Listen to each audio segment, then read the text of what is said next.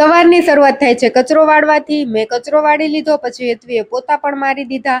સવારમાં કામ કરી અને બહુ ગરમી થાય છે હમણાં તો। હું તો કચરો વાળીને સીધી બહાર પવનમાં જ બેસવા આવી ગઈ ને આમથી આમ બહારનું વાતાવરણ જોતી હતી ત્યાં તો ખેતરમાં મને રોજડા દોડતા દેખાણા। 4 હતા, આમથી કોકે કાઢ્યા હશે ને તે દોડીને ઓલી બાજુ જાય છે।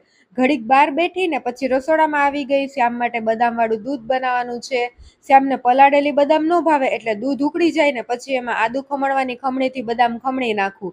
પછી મેં નાસ્તો કરી લીધો ને બહાર વિડીયો એડિટ કરવા આવી તો શાક પડી, પછી ઈ ખાધી ને આને પણ મજા છે હો। હમણાં પપ્પાએ આંબા પાયા ને તે એમાં આવીને બેસી ગયો, એને ઠંડારક બહુ મળે આમાં।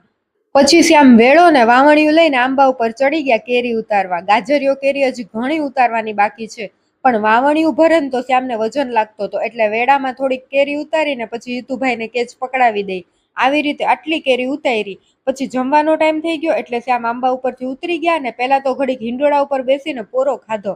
પછી અમે અમારી થાળી તૈયાર કરીને મસ્ત જમી લીધું ને ફ્રી થઈને હું તો શ્યામને ગોતું ત્યાં તો એ બીલી નીચે બેઠા બેઠા શાકભાજીમાંથી ખડ ઉપાડે છે। બપોર વચ્ચે પણ એને શાંતિ નથી હો, પણ મારે તો ઘડીક શાંતિ લેવી છે। પણ ગાદલામાં તો બહુ જ ગરમી થાય છે એટલે હું નીચે ગોદડું પાથરીને સૂઈ ગઈ। થોડીક વાર ઉઠીને વાળમાં તેલ નાખ્યું ને બહાર આવીને જોયું ને તો શ્યામ નાસ્તો કરતા હતા। મેં કીધું લાવ હું પણ જરાક કંઈક ખાઈ લઉં।